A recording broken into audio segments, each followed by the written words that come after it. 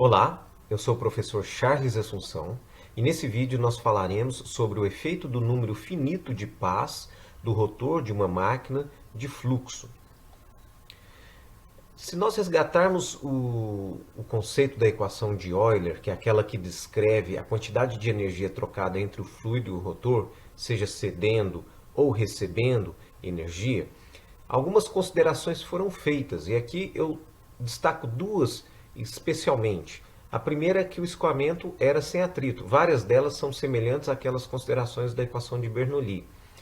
E na prática a gente sabe que o escoamento tem atrito, ou seja, o fluido tem uma viscosidade, e essa viscosidade, essa dificuldade ou resistência ao escoamento vai gerar atrito, afetando então o rendimento hidráulico. Então, essa perda associada ao atrito, ela vai refletir sobre o rendimento hidráulico.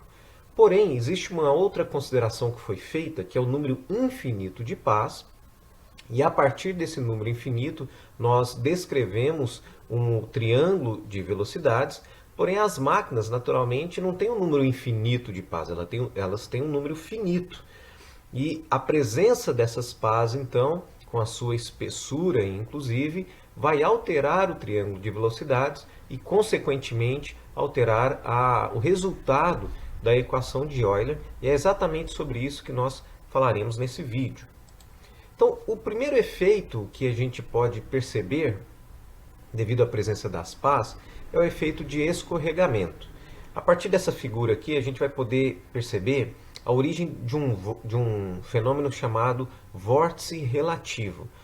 Então, nessa figura da posição 1, nós temos um rotor aqui, o diâmetro interno e externo, o espaço entre duas pás, e nós temos uma partícula de fluido que está representada que tem sua orientação representada por essa linha vermelha. Pela inércia do movimento, essa partícula ela vai tender a permanecer com a mesma orientação em relação ao referencial absoluto.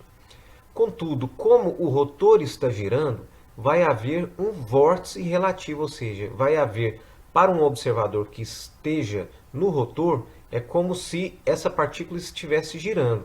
Então vejam, nesse momento a pá está nessa posição e a partícula com essa orientação. No momento que a pá estiver numa outra posição angular, essa mesma posição absoluta da partícula, essa mesma orientação absoluta da partícula vai se manter, porém aos olhos de quem está no rotor é como se ela estivesse girado. E aqui um terceiro momento que é possível nós percebermos ela saindo do centro, tendendo a ir para a periferia, veja aqui numa posição mais inicial, numa posição intermediária e numa posição final, mais próxima da periferia, mantendo a sua orientação, mas para quem está, por exemplo, fixo aqui em alguma posição do rotor, vai enxergar essa partícula girando. E esse giro relativo é a origem do vórtice das partículas de fluido. Então, como movimento resultante da partícula, nós vamos ter essa corrente aqui, que é o somatório de dois efeitos. Primeiro é a corrente de passagem, que é simplesmente o deslocamento, como se a partícula se deslocasse ali nas linhas de corrente, efetivamente. Então, a partícula sai de uma posição central e vai para uma posição periférica, seguindo suas linhas de corrente.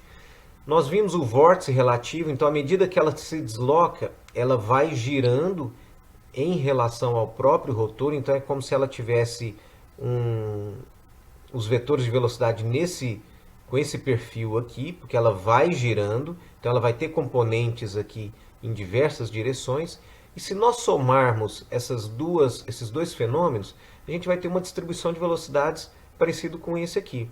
Nesse bordo aqui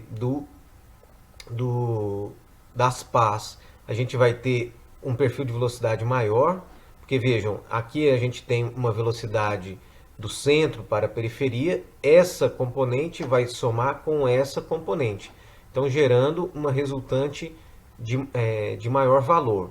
Agora, na posição mais próxima dessa pá,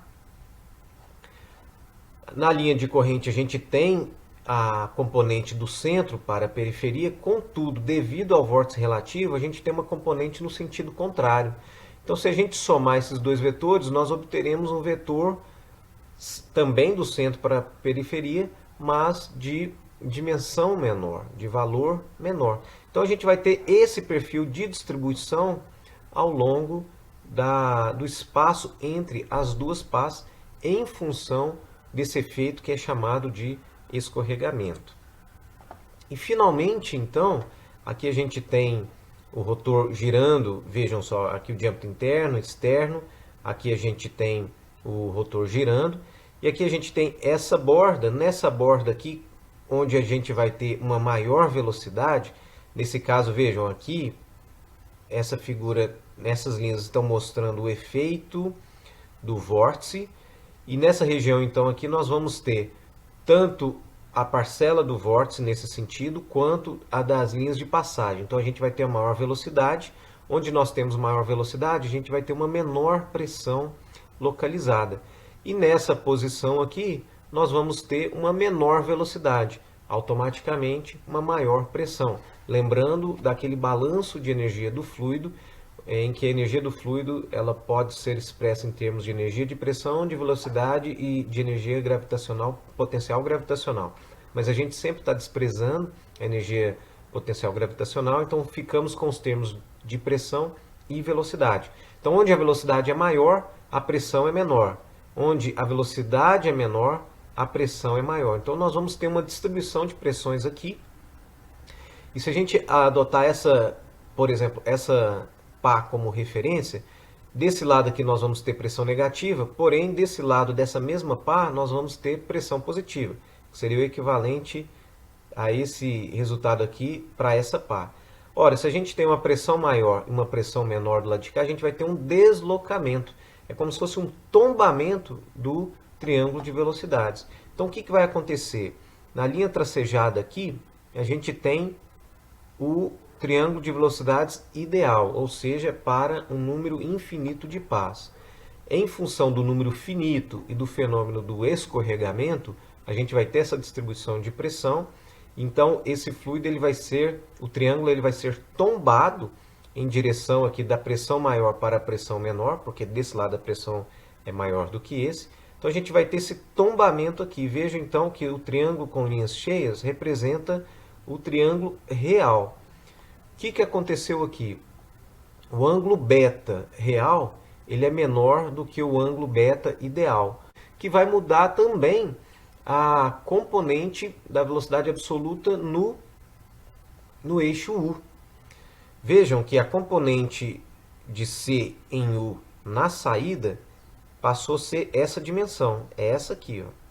Essa é a componente C, essa é a velocidade C, essa aqui é a componente U. Então a projeção passou a ser apenas esse pedaço aqui.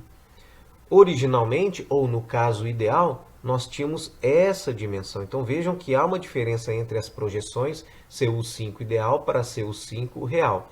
E essa diferença aqui está sendo chamada de circulação, que é exatamente devido ao efeito do vórtice relativo. Qual é o impacto dessa redução? Nós veremos no próximo slide. Aqui fica um pouquinho mais claro. Então, reproduzindo aqui o triângulo de velocidades, na linha tracejada nós temos o triângulo de pás infinitas. Então, a gente tem um beta 5 aqui infinito.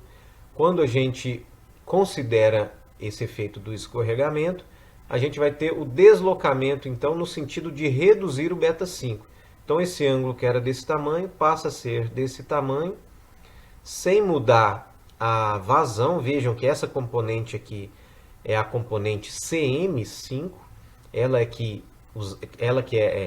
vai determinar a vazão. Então a vazão não altera, o que vai alterar é a energia trocada entre o fluido e a máquina.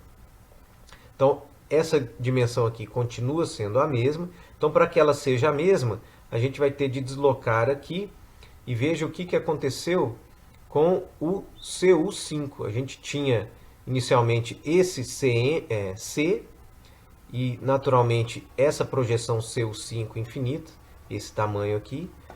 Com a redução do beta e a manutenção de CM5, porque a vazão não muda, a gente passa a ter esse novo C5 e automaticamente esse novo CU5.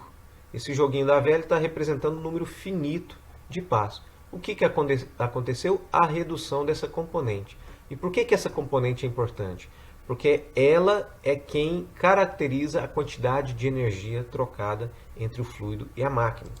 Se nós lembrarmos da equação de Euler, vista em vídeos anteriores, a energia, considerando um número infinito de pás, é U5, que é a velocidade tangencial, vezes CU5. Então vejam que se nós reduzimos CU5, mantendo o 5, porque o 5 é uma característica do rotor, então a velocidade tangencial é função apenas da rotação e do raio, então o raio não muda, o 5 é constante. Mas a projeção de C em U reduziu. Automaticamente a gente vai reduzir a energia trocada entre o rotor e o fluido.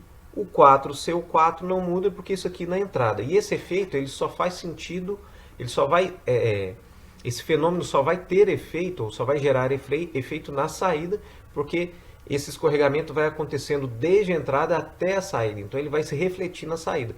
Na entrada, nenhum efeito vai ser notado.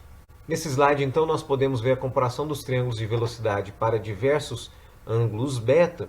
E independentemente se é maior, menor ou igual a 90, a gente vai perceber que o beta 5 para pás infinitas sempre é menor do que o beta 5 para pás, o número infinito de pás, refletindo então em uma menor projeção de CU5 para pás finitas do que para CU5 para pás infinitas. Isso para qualquer configuração, pás voltadas para trás, pás com 90 graus ou pás voltadas para frente. Em qualquer configuração esse conceito vai se aplicar. Então sempre que nós considerarmos um número finito de pás, nós vamos ter uma quantidade de energia trocada entre o rotor e o fluido menor do que aquela quantidade prevista quando considerado o número infinito de pás. Dito isso, a gente pode definir então o que é chamado de fator de deficiência de potência. Vejam que não é uma eficiência energética, porque a eficiência energética diz respeito a perdas, mas aqui esse fator de deficiência é uma impossibilidade, seria uma inefetividade do processo e não uma ineficiência. Ou seja, nós somos incapazes, pelo processo, pelos fenômenos, efetivamente, de alcançar aquela potência total. Então, a gente vai estabelecer aqui um número que vai ser a relação entre a quantidade de energia real e a quantidade de energia ideal, ou seja, aquela para pás infinitas. Para máquinas de fluxos motoras, ou seja, para turbinas, a energia trocada pelas pás vai ser igual à energia trocada quando a gente considera um número infinito de pás. Por quê? Se a gente pega a equação de Euler para máquinas motoras, a gente vai ter U4 menos CU4 menos U5 vezes CU5. Para máquinas motoras, vejam, a componente CU5 é igual a zero. E é exatamente essa aqui que importa, porque o 4 é a entrada. E o índice 4 representa a entrada e o índice 5 representa a saída. E como eu disse, o efeito escorregamento ele vai se manifestar na saída. Então, se a gente pegar os termos aqui da energia de Euler para a saída, a gente vai ver que o termo CU5 é nulo, exatamente porque o CM é igual a C5, ou seja, o C5 sai numa direção normal à velocidade. Não existe projeção de C5 sobre o eixo U5, exatamente porque ele sai num ângulo normal, num ângulo de 90 graus. O que não ocorre naturalmente para máquinas geradoras, no caso de bombas e ventiladores.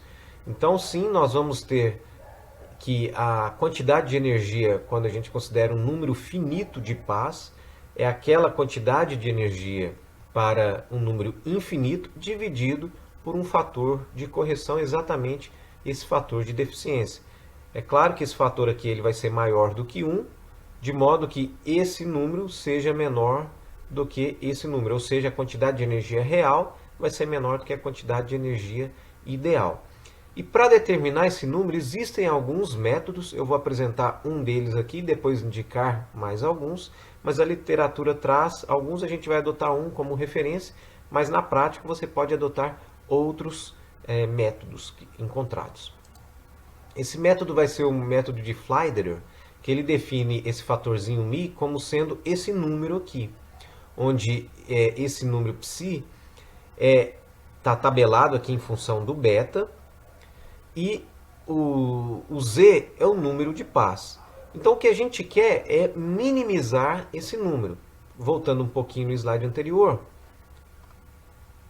quanto menor esse número, maior vai ser essa relação, maior a energia trocada entre o rotor e o fluido, ou seja, mais próximo do caso ideal nós estaremos. Então o que a gente tem que fazer é minimizar esse número. Como que nós minimizamos? A gente tem que minimizar esse psi. Minimizando esse psi é reduzindo o beta, ou seja, quanto menor o beta, menor o psi. Ou quanto maior o número de pás, menor esse μ. Claro, quanto maior o número de pás, mais próximo do número infinito de pás nós estaremos. Faz sentido também. E outra forma é nós aumentarmos esse número. Como que a gente aumenta esse número? Reduzindo essa relação, ou seja, quanto menor o R4, que é o raio do diâmetro interno, em relação ao R5, menor também vai ser esse fator, o fator de deficiência, automaticamente maior vai ser a energia trocada entre o rotor e o fluido. Outros métodos, então, aqui, como eu disse, para indicar, método de Stodola, de Eck e de Weisner.